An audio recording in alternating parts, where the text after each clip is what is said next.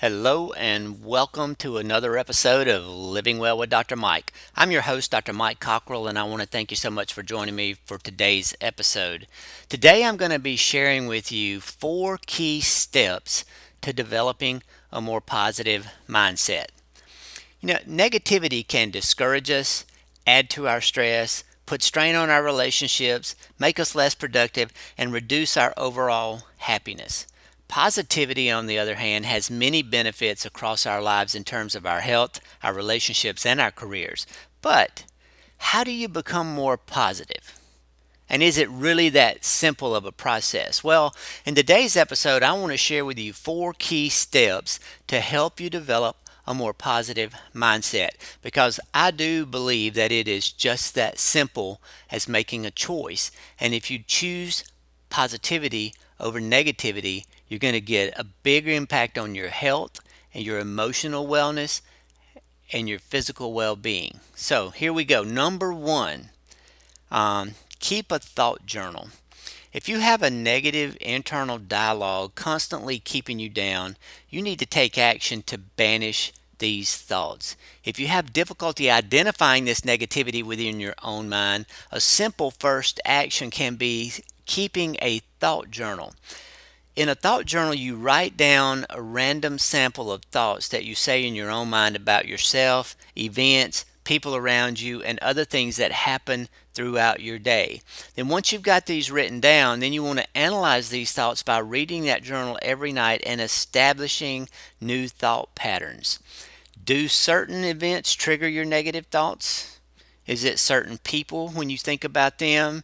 Is there some type of situation that triggers those negative thoughts? As you jot these things down and take note of these, what you will notice is that the next time you're faced with a similar triggering situation, you can think more carefully about how you're going to approach it, and that will allow you to begin to shift those negative thoughts into more positive actions. Okay? Number two, banish negative self talk. After keeping track of your thoughts for a week or two, you're going to soon notice how consuming your negative thoughts potentially are. The next step is to banish these negative thoughts altogether. So, next time you go to write down a negative thought in your thought journal, try to rephrase it so that it actually becomes a more neutral statement. For example, Bob forgot to take out the trash again, so I had to do it and it ruined my evening. Could become Bob forgot to take out the trash. I did it. This is a small but effective way to train yourself. So instead of adding in there that it ruined my evening, just acknowledge it. Bob forgot to take out the trash and I did it myself. So don't just go to this exercise on paper in a journal. Begin to rephrase your negative thoughts into neutral ones, even in your mind. So in the process of writing them down, you'll begin to practice a strategy that will allow you to just do it automatically. Number three, see the positive side. It can be incredibly challenging for many people to jump straight from negative thoughts into positive ones, which is why that neutral thought stage is so critical. By banishing negative self talk, though, you are now in a great position to genuinely see the positives in all kinds of different situations. Refer back to your thought journal when you need to, and particularly examine the negative thoughts you have had, putting aside all the things you so obviously dislike about that thing. Try to think of at least one positive thing. It has been my experience in life that out of all of the negative situations, there is always some type of beneficial lesson. Sometimes it's hard to see it at the time, but if you will pay close attention, you will oftentimes find the positive lesson. So, for example, if you dislike your boss because they speak badly to you, think about the way that you are actually developing more resilience and thicker skin, so to speak, by being in that situation, which is actually a positive result instead of a bad situation. So when you shift your thinking slightly, it makes it more tolerable. Not that you necessarily need to stay in that situation, because my other piece of advice would be, if you are in a situation that is dragging you down all the time, try to make the positive out of it. But if it's a constant, persistent situation, you need to get yourself out of it. Okay, it can be hard to find benefits when in some of the challenging circumstances you're going to face, but there's always a way to see something good at least.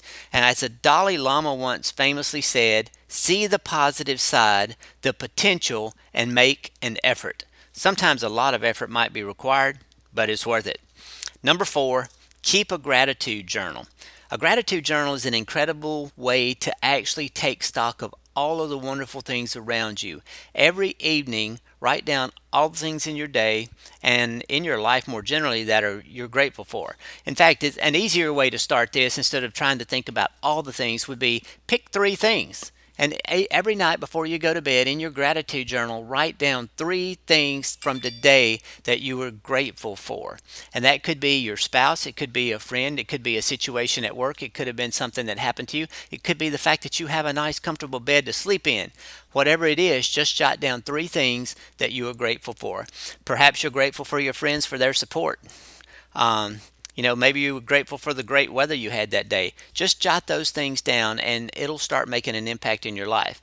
If someone gives you a compliment that you appreciated on any particular day or said something very thoughtful, write it down in your gratitude journal.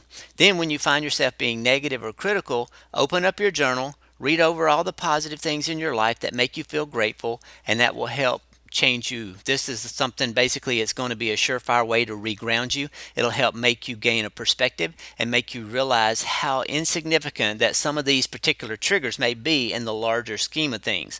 Context is important, so keep shifting your mind towards the positive and stay grateful. You know, and finally, practicing these 4 simple thoughts can help you transform the way that you perceive the world around you. Positive perception has the power to change your life, improve your attitudes, and the ways that you respond to stress triggers. Be patient. Keep working at positivity because it has a lot of benefits for your life, so make the most of it. Listen, I hope this information is beneficial for you and I hope you enjoy it. If you want more information about what I'm doing, be sure to check out my websites at livingwellwithdrmike.com, drmikecockler.com, and thefrustratedphysician.com. You can also connect with me on Facebook at facebook.com/livingwellwithdrmike, or you can search for me on facebook.com at drmike.fans. Listen, have a great day. Take good care of yourself. Work on being positive, and I will see you in the next episode.